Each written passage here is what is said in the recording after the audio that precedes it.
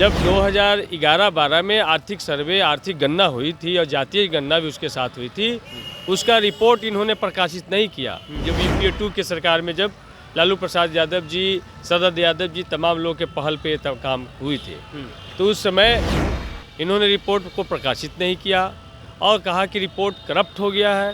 17 महीने की महागठबंधन की सरकार बनी तो आदरणीय नेता तेजस्वी यादव और लालू प्रसाद यादव जी के पहल पे बिहार में पहली बार जाति आधारित गणना हुआ, जिसका रिपोर्ट प्रकाशित किया गया।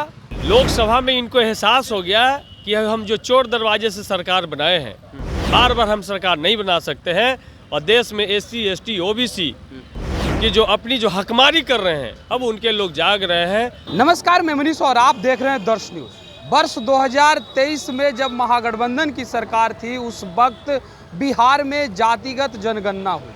केंद्र सरकार से भी उस वक्त उप मुख्यमंत्री और मुख्यमंत्री नीतीश कुमार ने मिलकर बात रखी कि जातिगत जनगणना होनी चाहिए, लेकिन केंद्र सरकार ने जातिगत जनगणना कराने से सीधे मना कर दिया। लेकिन आज एक बड़ा फैसला लिया गया और ये कि अब बिहार के बाद देश में जातीय जनगणना जो है होगी। इसी मुद्दे पे बात करेंगे। हमारे साथ मौजूद हैं RJD विधायक। सर, कैसे देखते हैं जातिगत जनगणना के लिए अब केंद्र सरकार भी मान गई है? 2023 में आप लोगों ने पहल किया, बिहार में कराया भी और अब केंद्र में भी होने जा रहा है।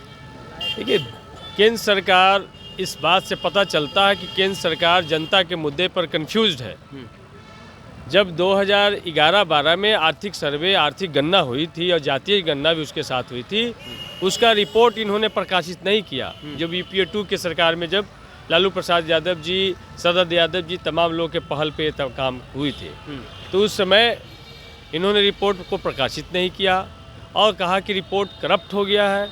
उसके बाद लगातार देश में जातीय आधारित गणना को लेके आदरणीय लालू प्रसाद यादव जी, राष्ट्रीय जनता दल के राष्ट्रीय अध्यक्ष, पटना के गांधी मैदान में उन्होंने आंदोलन किया और विभिन्न प्लेटफॉर्म पर जातीय आधारित गणना की मांग करते रहे, लेकिन प्रधानमंत्री ने बार बार इसको खारिज करते रहे।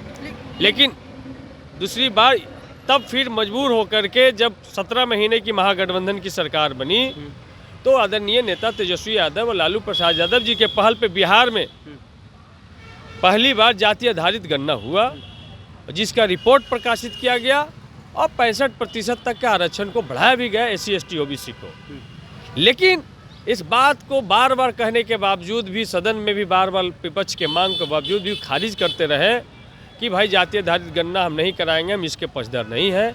लेकिन आज उन्होंने घोषणा की है, अच्छी बात है, लेकिन हम तो कहना चाहते हैं कि जब जातीय आधारित गणना का मांग आपने किया ही है कि हम कराएंगे, तो बिहार में जो 65% बढ़ा हुआ आरक्षण है, इसको नौवीं अनुसूची में शामिल कर दें और बिहार के लोगों को 65% आरक्षण का लाभ मिल जाएगा। SC, ST, OBC को जो नुकसान हो रहा है नौकरियों में, उसका फ़ायदा होगा, जो शिक्षा में नुकसान होगा उसका फ़ायदा होगा। तो सवाल है कि ये नुकसान करने के बाद ये लोग जागते हैं। पहले कर्पूरी ठाकुर जी को गाली देते हैं, फिर भारत रत्न देते हैं। आप एक आरोप लगा रहे हैं और बड़ा आरोप लगा रहे हैं कि नीतीश जी के पहल पे नहीं, बल्कि लालू और तेजस्वी के पहल पे जातीय जनगणना बिहार में हुई। लेकिन नीतीश जी तो कहे कि हमारे ही वजह से जो है पूरे बिहार में जातिगत जनगणना हुआ। हमने केंद्र से भी बात रखी, लेकिन केंद्र ने भी नहीं माना और आप कह रहे हैं कि लालू जी और तेजस्वी जी के पहल से हुआ है। देखिए, एजेंडा जातीय आधारित गणना का राष्ट्रीय जनता दल का था। आपने देखा कि जब 17 महीने की सरकार बनी तो मेरी पहली शर्त यही थी कि हम जातीय आधारित गणना कराएंगे।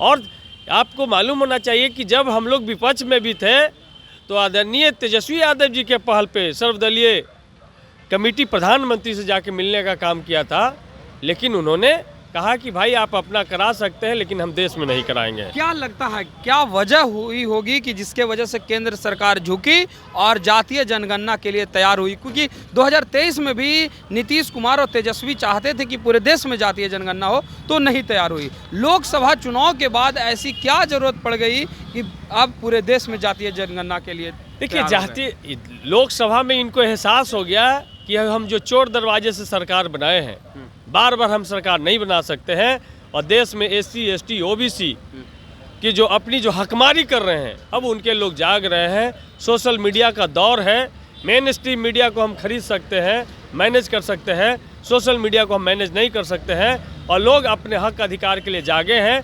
तो देखिए किस रूप में कब तक ये कराते हैं, ये करा करके क्या देश में आरक्षण के दायरे को 90% तक ले जाएंगे?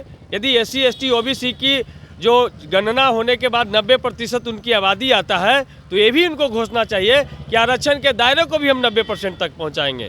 तो ये लोग SC ST OBC की लगातार हकमारी करते रहे हैं, और उसको ढांकने के लिए और मुद्दे को ध्यान से, जो देश में असुरक्षा का जो वातावरण उत्पन्न हुआ है, जो सुरक्षा, देश के नागरिकों को सुरक्षा देने में जो नाकाम हुए हैं, उससे ध्यान भटकाने के लिए इस तरीके का उन्होंने घोषणा किया है, कैबिनेट में फैसला लिए हैं।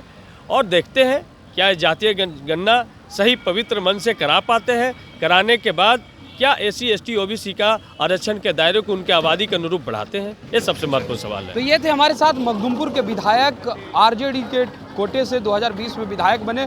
इनका सीधे तौर पे कहना है कि जातीय जनगणना केंद्र सरकार करने जा रही है, एक अच्छी पहल है, लेकिन जातीय जनगणना के साथ साथ आरक्षण के दायरे को भी बढ़ाया जाना चाहिए, और 50% से बढ़ा करके 65% जो है वो की जानी चाहिए। फिलहाल इस खबर में इतना ही, धन्यवाद।